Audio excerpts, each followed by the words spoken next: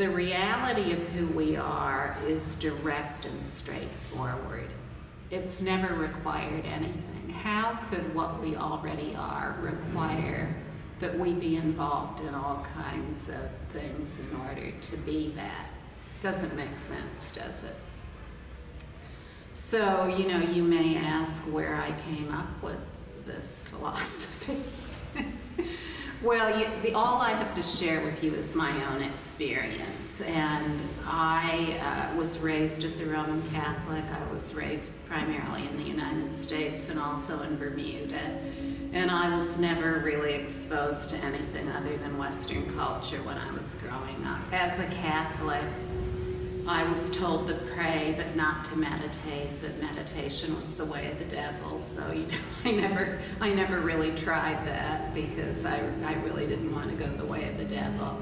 And, all the while I thought, well, what is all this they're talking about? It seems like the essence of everything is love, but I'll kind of go along with it and see how it pans out.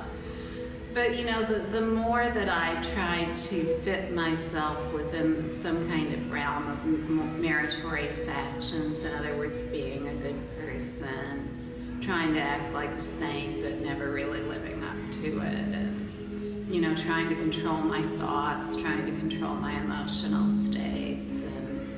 And in Catholicism, we're really good at that because when we're very young, we're taught to examine our conscience, which means you keep track of everything going on inside basic space.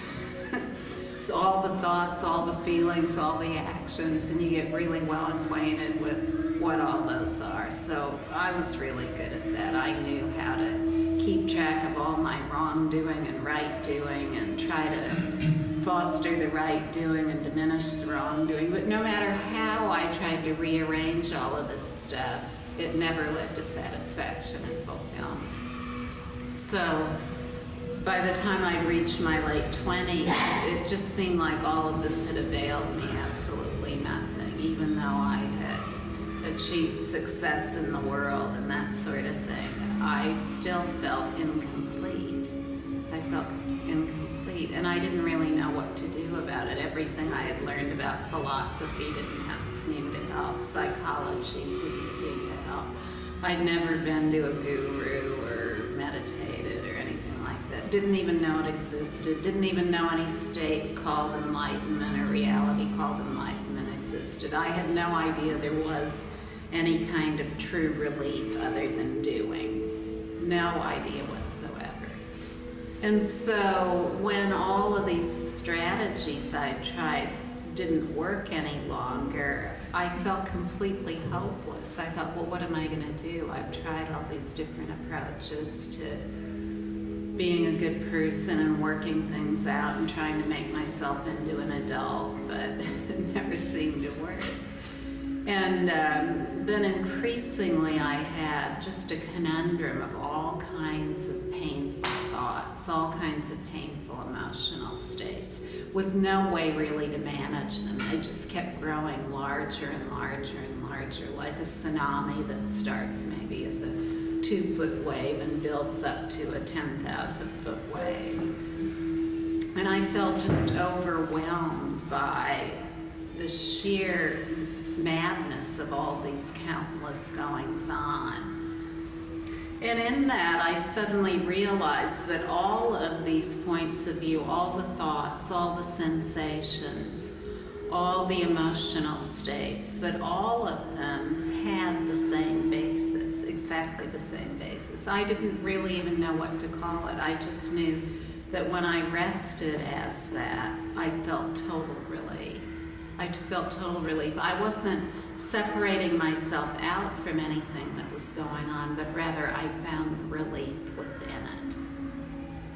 So I wasn't entering a special state where nothing else existed, like no self, no thought, a non-conceptual state.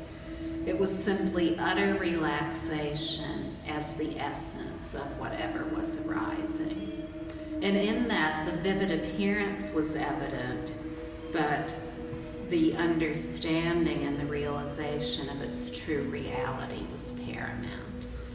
And so I really committed myself to that because I saw no other way out. But you know, also I wasn't seeking anything. I wasn't headed towards a destination. There was just this reality of complete relief and utter relaxation as the immediacy of every perception, so inseparable from every perception.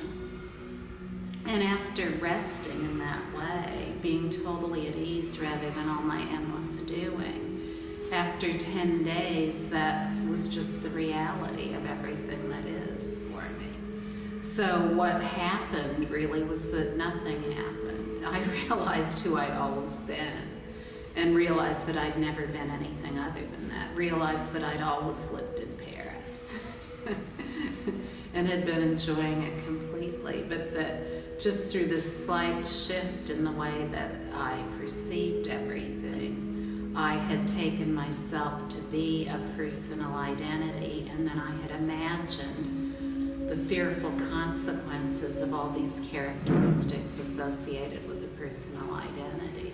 It wasn't that I felt suddenly cut off from any kind of personal identity. I just realized the true nature of personal identity. So there's nothing to be changed. You know, I didn't need to change anything. I didn't need to take all of my negative points of view and put them in a safe. I didn't need to try to get more positive points of view. I didn't need to try to diminish all of my negative emotional states or encourage positive emotional states. I simply realized the true reality of each of those points of view. That's it. So nothing needs to be changed. Nothing needs to be done. All points of view, no matter what they are already free as the impeccably pristine reality of basic space. All the points of view, no matter what they arise, abide, and dissipate simultaneously in, of, as, and through that basic space. They're the luster of basic space and nothing else. Just like we wouldn't say that the sun's rays are separate from the sun, so we can't possibly say that these points of view are separate from our own awareness. This is a very pivotal understanding about who we are, that nothing needs to be changed. It's a key point that must be understood. It must be understood that all points of view, no matter what they are included and contained within our awareness, within the basic space of our awareness. And all these points of view, no matter what they are the luster of that basic space of awareness and nothing else. They don't need to be changed or made into anything else. If we fashion together an alphabet made out of pure space, it's still pure space. No matter how we string those letters of the alphabet of pure space together into words, sentences, paragraphs, treatises, manifestos, Bibles, Bhagavad Gitas, no matter what it is, it's all still pure space.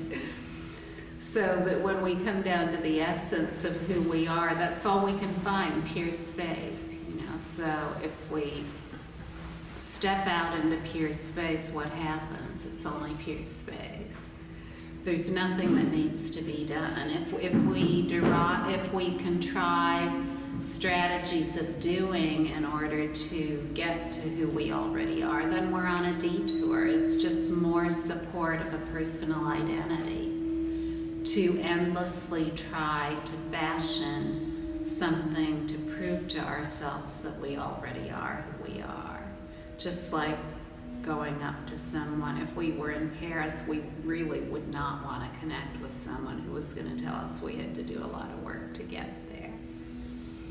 We wouldn't want that to happen at all. And if we did hook up with someone like that, we'd want a friend to say, hey, why are you talking to that person? You're already here. You already are who